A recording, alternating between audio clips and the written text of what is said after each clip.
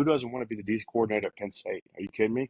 Like Right. it's like a prestigious, like you're gonna get a guy that, and you're gonna get players that want to come to Penn State and play great defense. Quarterback sneak right side, touchdown Penn State!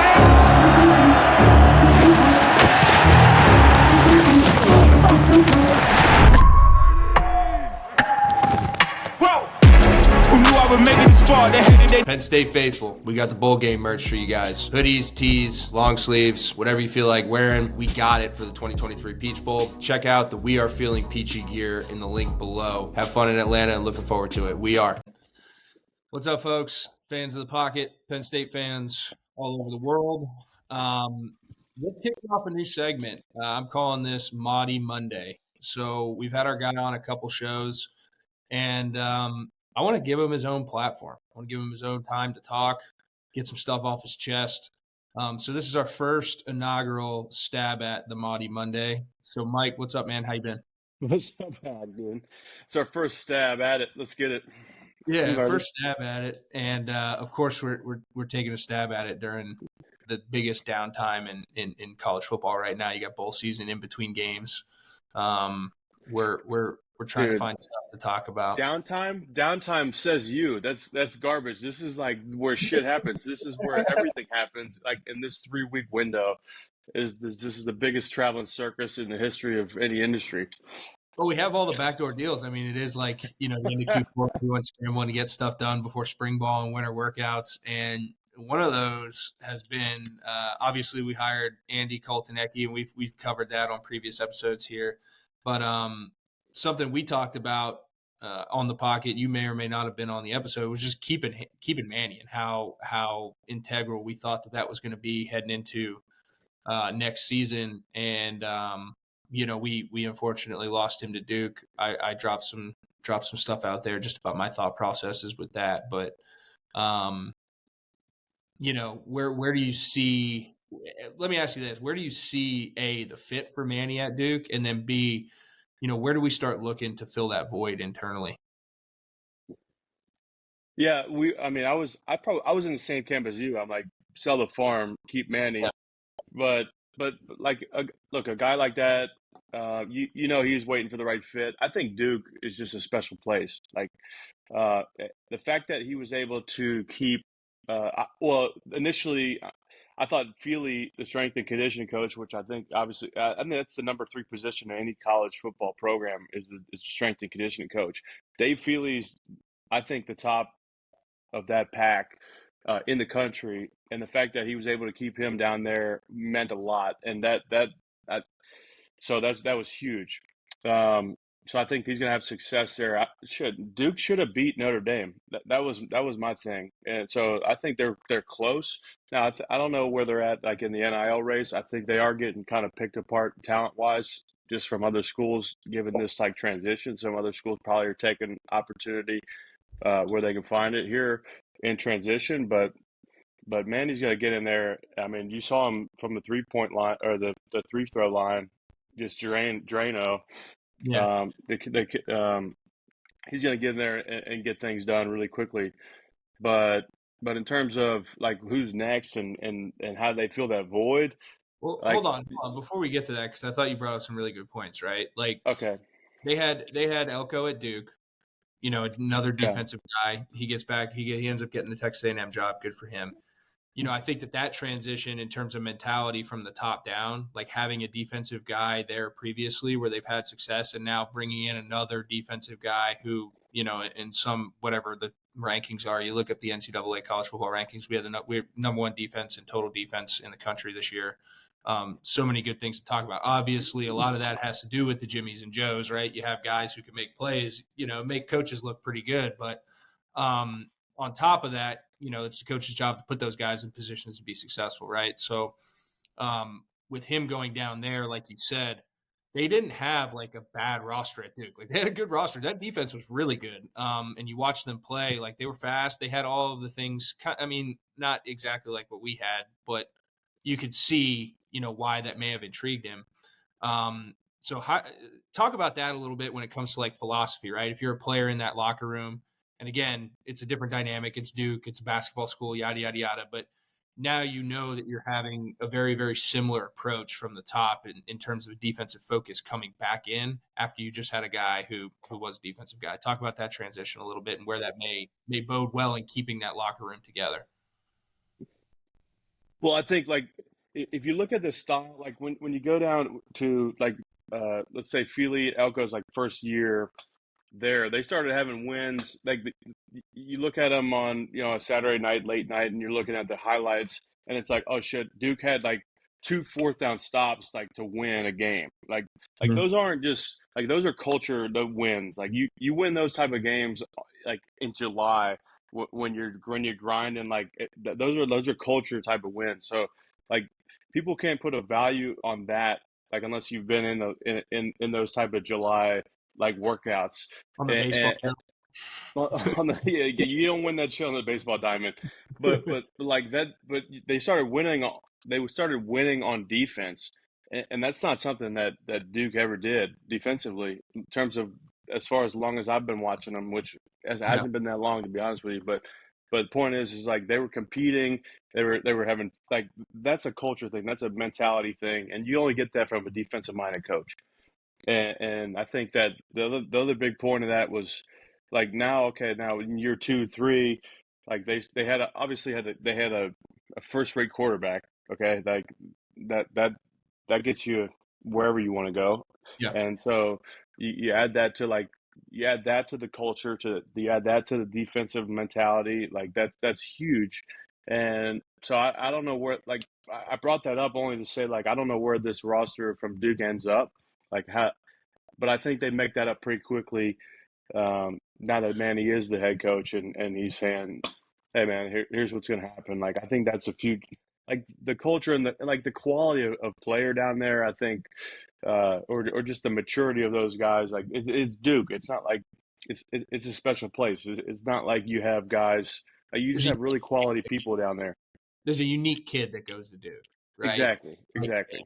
And I think you're bringing up a really good point. Like yes, they may start losing guys, but at the end of the day, like there's a certain foundation that keeps that locker room together. And a lot of it has nothing to do with how they play on the football field. It's how they're made up, like with the 6 inches between their ears and what they believe in.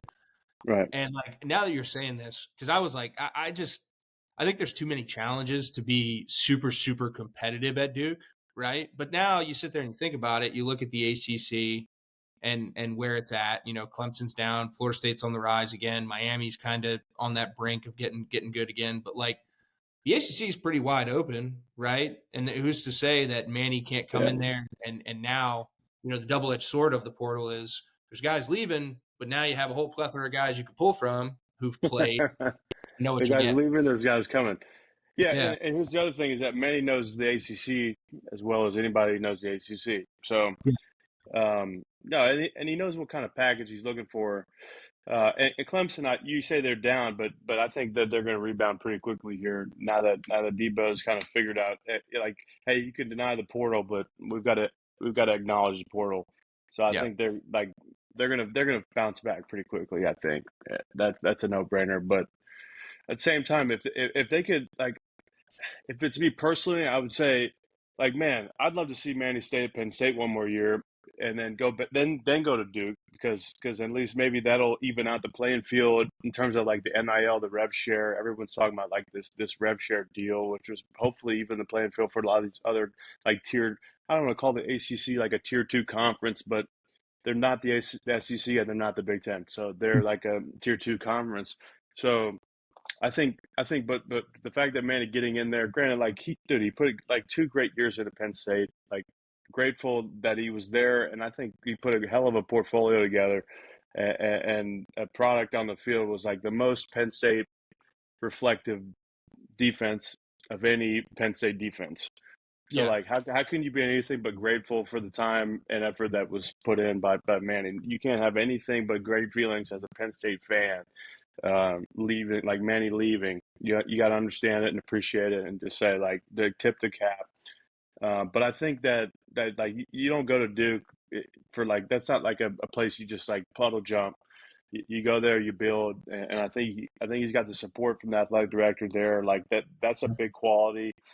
like in any program, and he's obviously got that read pretty well. Well, it isn't like a stepping stone place, but it could be, right? Like it's one of those Sure. things where you could be there and like do well and really enjoy it.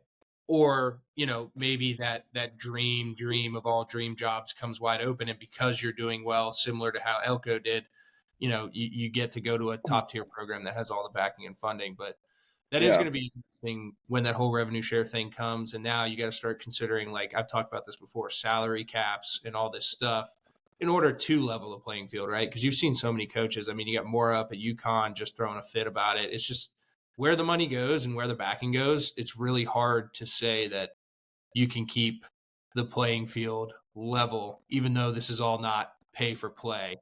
And I'm using air quotes because it's ridiculous, man. Like it's just the Wild West. Yeah. Well, let's go back to what you said earlier, which is like, hey, this is the doldrums, right? This is a couple of weeks where nothing happens. Yeah. Au contraire, this is the week where everything happens. It's fucking December. Okay, the carousel's happening. Guys are moving, they're shaking. Okay, look at Syracuse. All right, they're loading up. Elijah Robinson, like that's going to be a whole different program. When you go up there for spring ball, it's going to be like a culture shock, but it's going to be guys in there competing, and that's going to be a couple of different places this time in April and May. But yeah, this is where a lot of things are happening in college football for sure. Yeah, and like you said, you can't bring the same old song and dance into these programs either, right? Like the old guard of college football coaching and stuff like that. Like you're seeing the younger guys get a chance because they can relate to kids and they can turn certain programs around. Syracuse has an extremely rich tradition in football when you look at it and the history of it, but like it just hasn't been relevant for so long. You need someone in there who can give a resurgence, get kids interested, relate to kids, and then, ultimately bring that talent in there and then keep it, right? And then that's where all the politics and the deals come from. But to kind of bring that back to Manny, you've the more I've thought about it and now talking with you here, like it as much as I was like, I wanted him to go somewhere else other than like a program like that, it's a good fit for him. And I'm excited for him with that. But it's a great fit. It's a great fit. Like, congrats to Manny. Honestly, like, here's the thing. The most telling non-move, if you want to call it that, that's a made-up word. But like, I thought Elko was going to bring down Feeley with him to A&M, which was like, okay, now A&M's definitely going to win a natty because they got Feeley. That's a hot take. That's a hot take for me. But the fact that Feeley didn't leave, I'm like, okay. So Feeley and Manny were like, they crossed. It was like two ships in the night when they passed each other at Temple. That for that short period of time. Yep. But the fact that they're together now, like I can't say enough about Feeley. Like the strength and conditioning coach at a college, at a Division I program, power, like it's a top three position. Your coordinators.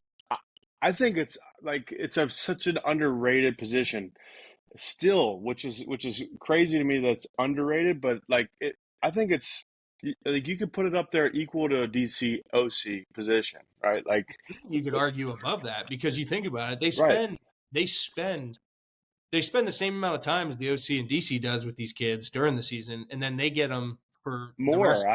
They get them more here one-on-one. You know what I mean? I do. They establish. I mean, they're daily. They're every day, every week, every month, the whole year, all year long. I think, and like I said earlier, Feeley is like Dave Feeley. I spent time with. Look, when I was on the street when I retired, I was like looking to get picked up. I was living in Philly and I was training at Temple, and I was training. And I called up. I called Craig Fitzgerald, who's now with the Giants, who was at Penn State with my senior year at 12. And I'm like, who do you know at Temple? He's like, call Dave. Boom. Next thing you know, I'm doing freaking overhead. I'm snatching. We're power cleaning, like Olympic lifting. And Dave Feeley, like just to be around him. And since then, like we were fast friends, and like I got to see how he operates the strength and conditioning program.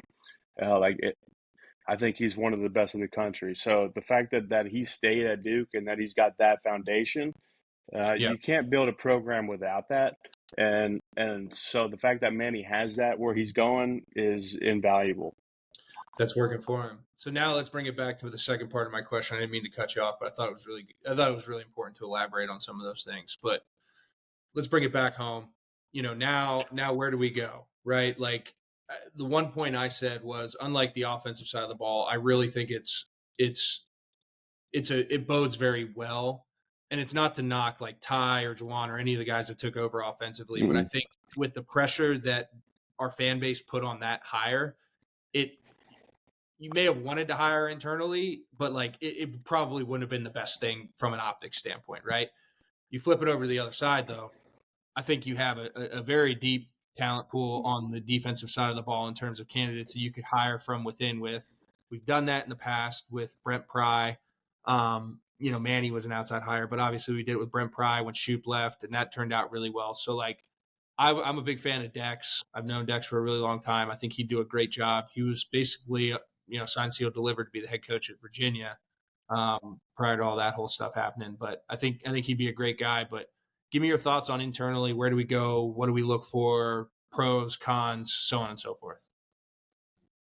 Yeah, and it really is a totally different dynamic, right? Like, let me I want to take this opportunity to say, hey, Juwan and Ty, all right, if you call the Michigan State game like you called an Ohio State and a Michigan, I think Penn State's sitting here 12-0, right? That's a whole different dynamic. And I'm going to give credit to those guys because talk about utilizing your personnel, and that some people you can say that's a hot take. I think no, that's a take. Then that's realistic because you had weapons all over the place offensively that were actually getting utilized, and there was a plan, and that then those things you could see it, right? They were like you had personnel mismatches all over the place, which you still do, but in terms of the defensive personnel that they have on the coaching staff, I don't know Dex as well as you do. I haven't been around him, haven't worked with him, but I do know that makes the most sense.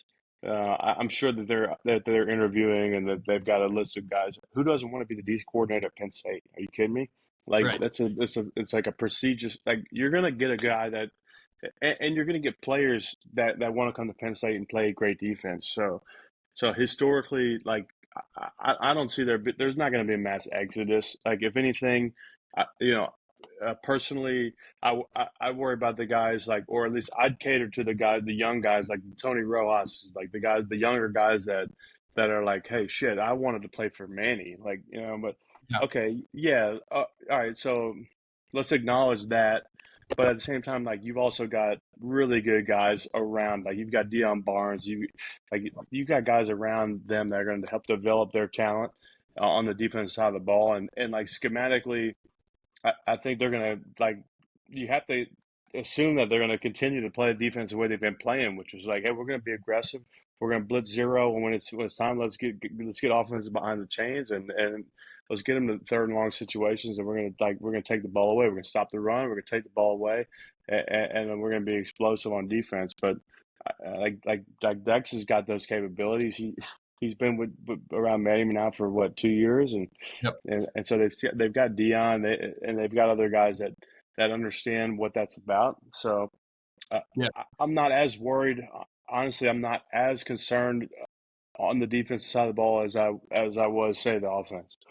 I think it's a little more plug and play, right? Like Yeah, you know what I mean? Like there's kind of a standard and there's a philosophy established there. So it's like, get a guy who's been there in those situations, who calls it, right? And they're going to have their own tendencies because we're all human beings. You'd call a game completely different than I'd call a game, even if we were calling from the same. You know what I mean? Like you could literally put the same playbook in front of both of us, and we're going to call it differently. And that's the unique part about coaches and styles and what they believe in. But right. That's hey, but if it's 3rd and 11, and if it's 3rd and 11, I'm like, hey, let's fucking send the house, and we're gonna cover zero, but like send Chop Robinson and send freaking Adisa, and let's go. Like cover me for. I could be an All-Pro corner if I only got to cover for like a second and a half. yeah. On the best receiver. Easy now. Yeah, easy. All right. Well, you know what I'm trying to get at.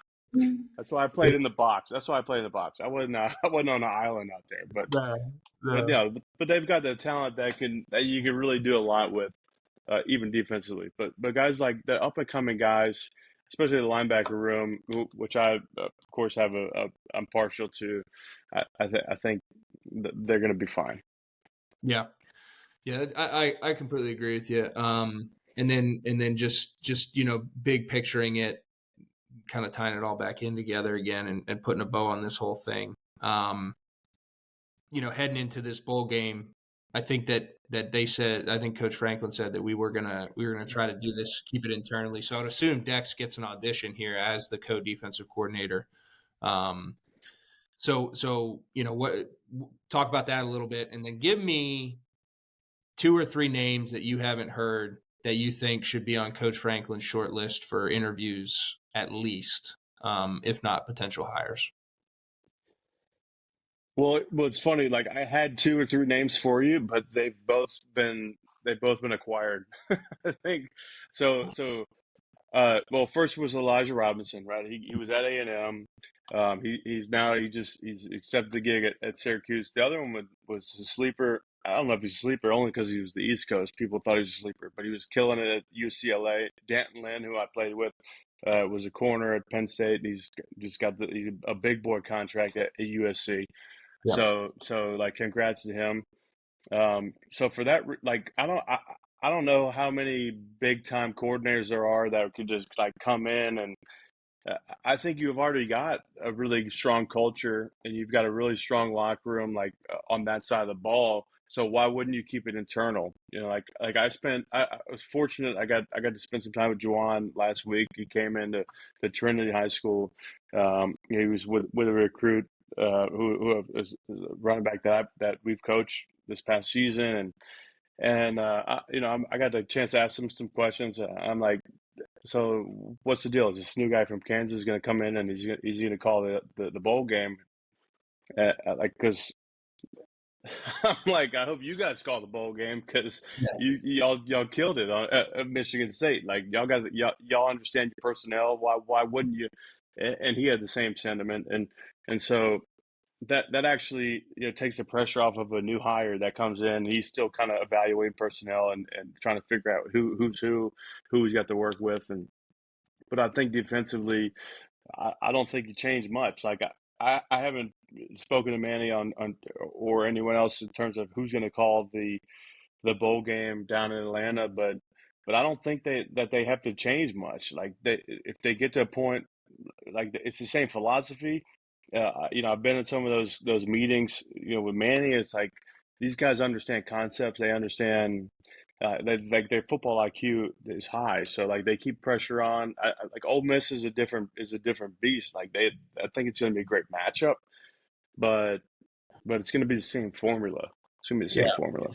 Yeah, well, styles make fights, and that's what I've been saying about this. And I don't want to dive too far into it, but I think that this is really good. You got a guy down there in Lane who's kind of that offensive mastermind guru, completely changed Saban in his old school, 3.5 yards in a pot of dust, and we'll keep it pushing type of thing, and play great defense. Completely revolutionized his thought process on the offensive side of the ball in the past 10 years. So, that matched with what we've done defensively, I think is going to be fantastic.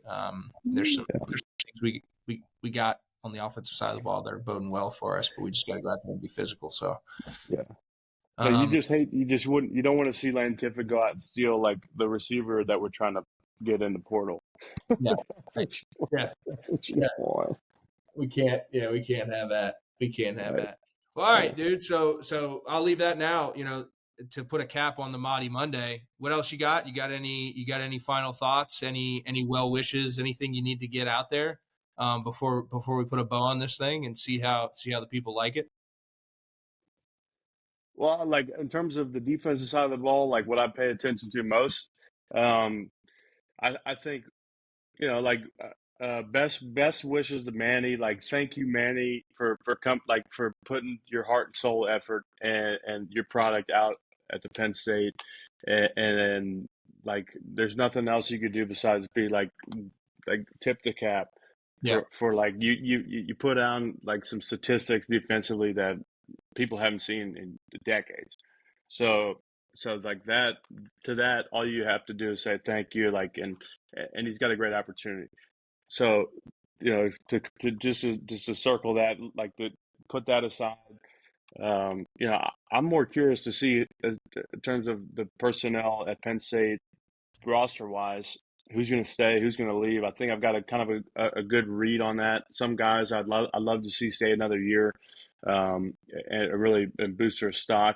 But at the same time, they've got to make career decisions that, frankly, I'm not going to make for them, and like they've got counsel that they listen to, and you just want to you got to acknowledge the dynamic of the portal. And I don't think Penn State's a big portal team. They're not going to make or break their roster on the portal, but at the same time, I think their plan going into December is like, hey, let's retain as much as we can because we still got a hell of a roster to work with here in 24. And that's a roster that's got to go and play UCLA, USC, Washington. Like it's a whole West Coast group that's got to come in here and say, "Hey, you're gonna be on TV every Saturday. Like, why wouldn't you sit around and wait another year?" Yeah. And so that's what I would tell a lot of those guys. Well, that depth, bodes well, like you said. For we don't have to be a heavy portal team, but when we do use the portal, we can't miss. Like for me, that's my thing. You gotta win. Portals need to be immediate impact guys wherever they are, and those gaps should be easy to identify because of the depth and all the other securities that we have at certain positions. Hey, what can help us get here? It's this guy. It's a win 10 times out of 10 X or whatever it may be, right? Like those are the things. Those are the things that you need to be able to go out. Yeah, and like you said, you got a lot more selling points now, being where you're at. So, but and even defensively, like, so we know what the needs are. I think offensively, we need a scary receiver. We need a guy that's going to be able to get separation and like help our quarterbacks out, right? Yeah. One or two or both of them. I think defensively, like we've got guys that can cover. We've got guys that can rush. Obviously, we're going to lose Chomp, but I think we're still looking for that scary defensive interior defensive tackle. Yeah. I'm excited about the young crop of linebackers that's coming up with Tony and a couple of these younger guys, but you still need that interior. He's got some juice. Hey, Rojas is going to be a dude. Yeah. Let me just tell you. I think you didn't hear it here first. Like, people understand that before I've said it here, but like, I really like Rojas. If anything, like I saw him tweet kind of like sad faces, with tears. I'd be fucking crying too if Manny left Penn State. If I'm a freshman linebacker. But here's the thing: you're playing linebacker at Penn State, so like he's gonna be still profiled as he's doing like that. So I hope that he makes. I hope there's nobody in his ear telling him like, hey, you need to look elsewhere, because like, look, the grass is only greener where you water it. So like, yeah, you got all the tools and all the opportunity at Penn State if you're a linebacker, especially a young one with the kind of talent he has, to have the career that he wants, or at least the opportunity to launch to the career that he wants. And so, recruiting, I understand these guys are like they're still doing that really well. So like that is not in question for me. But I hope that like if it's Dex, he gets the opportunity to come in there, call a game in Atlanta. I think it's going to be the same brand that you've seen. I agree. You heard it here, folks. Mauti Monday, first one in the books. Talking a little bit of defensive transition. Obviously looking for a new guy that's going to be at the helm, leading that side of the ship next year. But not too much to be worried about. Much of the same expectations. That's what makes Penn State special. So, as I said, Mauti Monday. Follow us on all our socials. State Media PSU, Mercury. Make sure you check out the merch store. Got a bunch of stuff for the bowl games up, and possibly some more lines coming that are could make, could pique your interest. Could be sweet. Could not be. We'll find out. But we appreciate the support, and we'll keep you guys posted with these as they keep coming out.